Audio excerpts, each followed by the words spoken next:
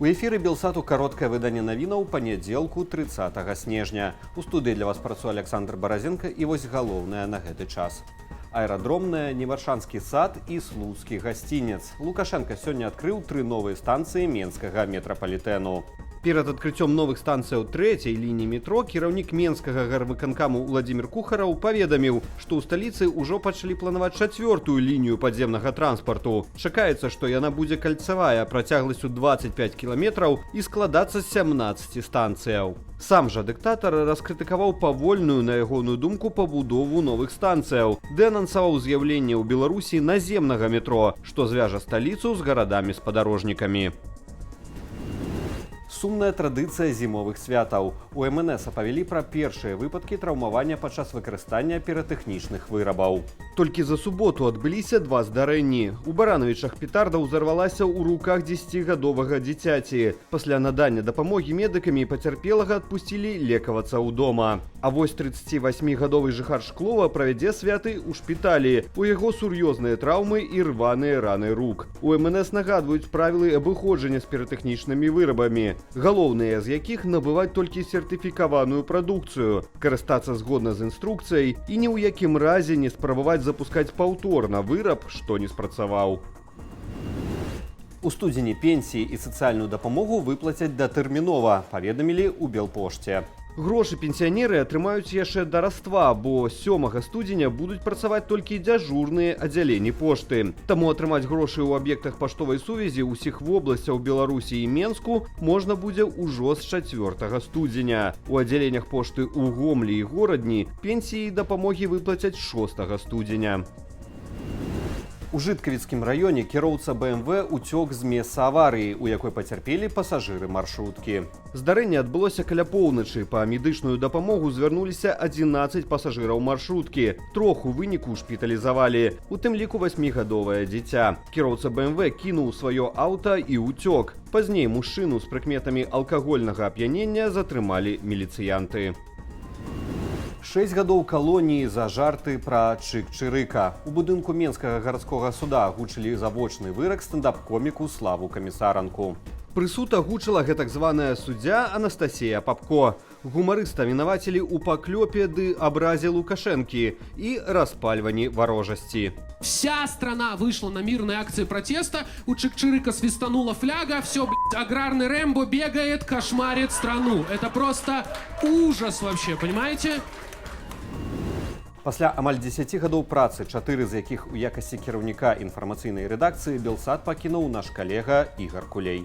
Адзін са стваральнікаў і сувядоўца праграмы «Тыдзень», аўтар шматлікіх журналісцкіх расследаванняў, што выкрывалі злоўжыванні і злачынствы рэжыму Лукашэнкі. Напрыклад, «Залатыя хлопцы» пра шыкоўнае жыццё сыноў дыктатара ці расследавання пра агентаў лукашэнкаўскіх спецслужбаў у шэрагах дэмакратычных сілаў, праз праект «Чорная кніга Беларусі». Адным з апошніх гучных выкрыццяў аўтарства Ігара Кулея сталася супольнае расследаванне з ініцыятываю «Белпол» і польскім выданнем «Газета Выборча» пра схемы абыходу санкцыяў, праз якія прадукцыя Белазу трапляе ў еўразвяз. Дзякую Ігару за тваю працу на карысць Белсату і Беларусі.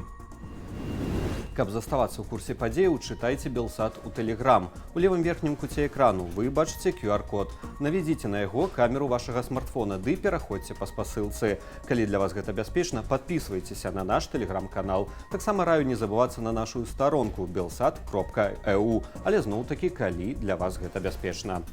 43 ударныя беспілотнікі тыпу «Шахет» выпусцілі расійскія войскі цягам ночы па ўкраіне. Як сцвярджаюць у паветраных сілах ЗСУ, збіць удалося 21 дрон. Астатнія былі лакацыйна згубленыя ў выніку працы сродкаў радыёлакацыйнай барацьбы.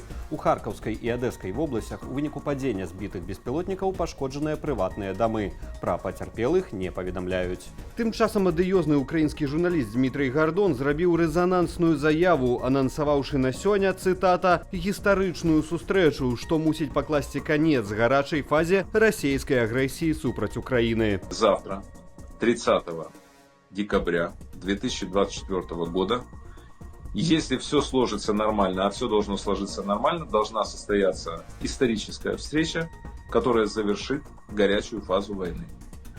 Ждать осталось недолго. Адкуль у яго такая інфармацыя, Гордон не ўдакладніў. Расійскія тэлеграм-каналы ў сваю чаргу паведамляюць, што самалёт спецыяльнага лётнага атраду «Расея», што звычайна перавозіць першых асобаў дзяржавы, 2 дні правёў у Вашынгтоне. Прадстаўніца расійскага МЗС Марыя Захарова назвала гэта ратацыяй дыпламатаў, а прэсавы сакратар Пуціна Дмітрый Пяскоў заявіў пра адсутнасць цяпер усялякіх перадумоваў для перамір'я ці спынення баявых дзеянняў. Прэзідэнт Украіны Владзімір Зеленскі ў вечаровым звароце анансаваў важную пастанову ЗША на падтрыманне Украіны, але гаворка хутчэй за ўсё пра новы маштабны пакет дапамогі украінскім вайскоўцам.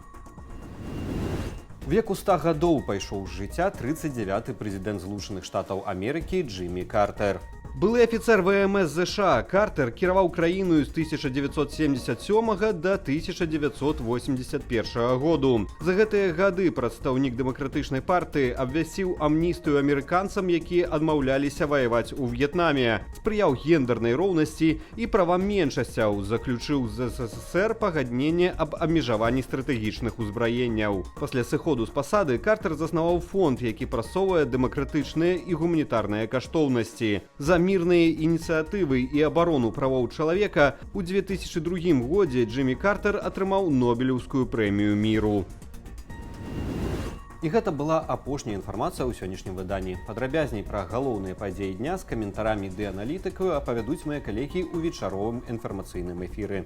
Калі вы глядзіце нас на Ютубе, заклікаю ставіць лайкі, каментаваць і дзяліцца нашым выданнем, каб яго пабачыла як мага болей гледачоў. Але не забывайцеся на захады ўласнай лічбавай бяспекі.